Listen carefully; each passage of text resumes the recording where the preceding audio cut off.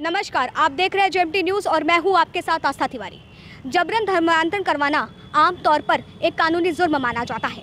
योगी सरकार जिसको लेकर के कानून भी बनाए हैं और ऐसे गुटों के खिलाफ कार्रवाई भी कर रही है, मगर ऐसे में जिस तरीके से एक वरिष्ठ आईएएस अधिकारी का वीडियो वायरल होता है जो अपने ही सरकारी निवास पर एक धर्मगुरु के साथ इस्लाम धर्म की फायदे अपनाने के फायदे बताते नजर आ रहे हैं, आखिर ये कहां तक जायज़ है? धर्म परिवर्तन केवल भारत में नहीं बल्कि दुनिया भर में एक विवादित मुद्दा रहा है। जब कोई धर्म बदलता है तो उसके साथ ढेरों सवाल भी उठ खड़े होते हैं।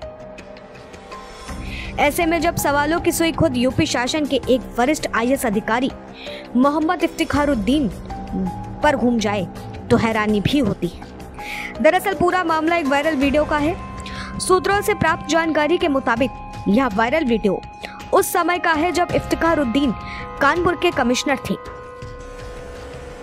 और उसी दौरान उन्होंने कट्टरता परोसने में माहिर कुछ अपने मौलानाओं को अपने सरकारी बंगले पर बुलाकर इस पाठशाला का आयोजन किया था। अब यह भी आरोप लगाया जा रहा है कि इफ्तिखारुद्दीन ने कानपुर में कमिश्नर पद पर कार्यरत रहने के दौरान कट्टरता के साथ साथ धर्मांतरण को भी बढ़ावा दिया।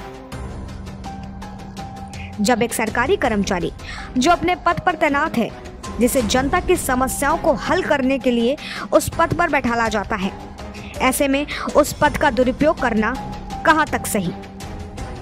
तो वहीं अगर वरिष्ठ अधिकारी जब धर्मांतरण, जिहाद और गजवाए हिंद जैसे गतिविधियों में लिप्त पाया जाए तो यकीन मानिए हिंदुस्तान की चुनौती बाहरी दुश्मनों से ज्यादा भीतरी गद्दारों की वजह से बढ़ जाएगी, जो खुद कानून के विरुद्ध काम करे। ऐसे में समाज के सामने क्या संदेश जाएगा?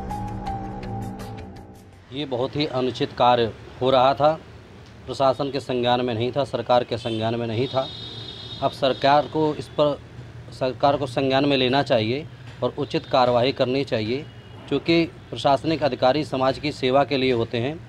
वो किसी भी धर्म के हो सकते हैं, अपने धर्म को मान सकते हैं, लेकिन धर्मांतरण जैसा पाप किसी अधिकारी को नहीं करना चाहिए। और इनके तो खिलाफ़ ऐसी जांच होनी चाहिए कि क्योंकि कानपुर में पहले आतंकवादी भी पकड़े गए हैं, कहीं उसमें इनकी संलिप्तता तो नहीं है। क्योंकि जो व्यक्ति आईएएस अधिकारी होने के बाद में इस प्रकार के विचार रख सकता है कि धर्मांतरण कराए, तो उसकी जो है जानकारी और जांच ठीक से करनी चाहिए कि आतंकियों से संबंध तो नहीं है इनके। अब यूपी सरकार ने मामले की जांच एसआईटी टीम को दे दी है।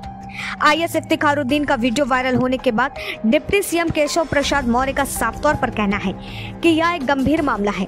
अगर ऐसा कुछ भी है तो उसको गंभीरता से लिया जाएगा। मठ एवं मंदिर समन्वय समिति के अध्यक्ष भूपेश अवस्थी ने इस मामले की मुख्यमंत्री योगी आदित्यनाथ से शिकायत की थी। वहीं एसआईटी के अध्यक्ष डीजी सीबीसीआईडी जीएल मीणा और सदस्य एडीजी जोन भानु भास्कर मामले की जांच कर रही है। एसआईटी की टीम को 7 दिन के अंदर शासन को रिपोर्ट प्रेषित करने को कहा गया है। सरकार के एक आईएएस हैं जिनका जो उत्तर प्रदेश परिवहन निगम के चेयरमैन भी हैं, उनका नाम है इफ्तिखारुद्दीन। उनके सामने वो एक जगह मौजूद है जहां पे उनका एक वीडियो वायरल हो रहा है, जिसमें ये कहा जा रहा है कि जो धर्म परिवर्तन करता है हम उसकी दावत देते हैं। ऐसा उनका एक वीडियो वायरल हो रहा है। इस तरीके से आईएएस में नहीं, अगर ऐसा कुछ है तो उसको गंभीरता क्या सर इसके मामले की जांच की जाएगी? में नहीं है, लेकिन अगर ऐसा कुछ इस मामले की जांच की जाएगी, गंभीरता से इसको लिया जाएगा। मोहम्मद इफ्तिखारुद्दीन कानपुर के मंडल के कमिश्नर रहे हैं। मैं तब भारतीय जनता पार्टी का कानपुर महानगर का अध्यक्ष था और ये कमिश्नर थे।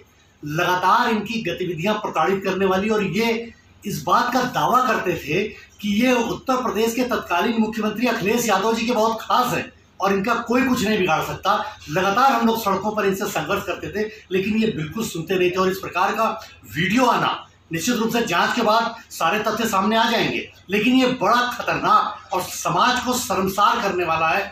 ये हिंदू मुस्लिम को बांटने वाला है।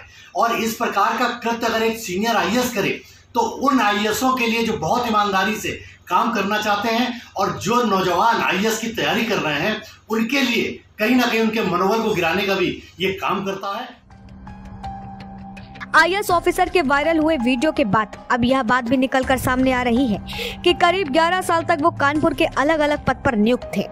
तो दूसरी ओर यह भी दावा किया जा रहा है कि वरिष्ठ आईएएस अधिकारी के लिए ये बैठकें आम थीं।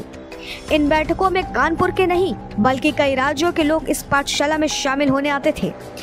सीटीएस बस्ती से मिली कुछ किताबें जो शुद्ध उपासना और भक्ति के नाम पर लिखी गई, मगर किताब के अंदर इस्लाम धर्म को प्रेरित करने की बातें लिखी दिख रही हैं। इफ्तिखारुद्दीन का जो मामला चल रहा है उस पर सरकारी पद का इस तरीके से दुरुपयोग करना कितना जायज़ है, कैसे देखते हैं उसको? देखिए, एक जो सरकारी पद पे और इतने बड़े पद पे एक आईएएस ऑफिसर इस तरीके की अगर करता, ठीक है, उसका धर्म उसके साथ है, पर उसके साथ जब वो प्रण लेके आता है कि इस पद पे रह के इस पद की गरिमा को मैं बरकरार रखूँगा, तो इस चीज़ में उनको परहेज करना चाहिए था।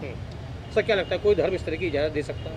कोई धर्म भी, धर्म का क्या है, धर्म का ये मतलब थोड़ी है कि ज़बरदस्ती किसी को धर्मांतरण में करा लें या किसी को बाध्य कर लें। धर्म तो प्यार से जोड़ने वाली चीज़ है। अगर आपका मन है तो आप हमारे इष्ट को याद कीजिए, हमारे धर्म को पसंद करते तो आ जाइए। दावा किया जा रहा है कि यह किताबें खुद आईएएस इफ्तिखारुद्दीन ने लिखी हैं। इन सब के बीच सवाल यही कि आखिर सरकारी पद पर तैनात होने के बाद किसी धर्म के प्रति पाठशाला चलाना सही है?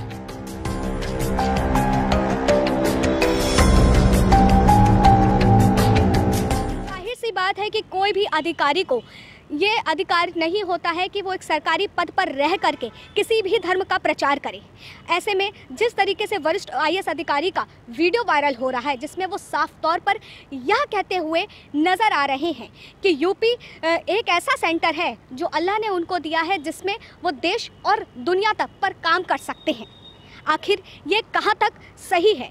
क्योंकि जब एक अधिकारी अपने पद को संभालता है तो उसके लिए संविधान को सर्वोपरि रखना माना जाता है। बहरहाल अब देखना होगा कि इस पर जांच के बाद क्या सच्चाई निकल करके सामने आती है और योगी सरकार जिस तरीके से इस पर कार्रवाई कर रही है और इस मुद्दे को लेकर के क्या कार्रवाई करती है। कैमरा पर्सन बलराम पांडे के साथ आस्था तिवारी।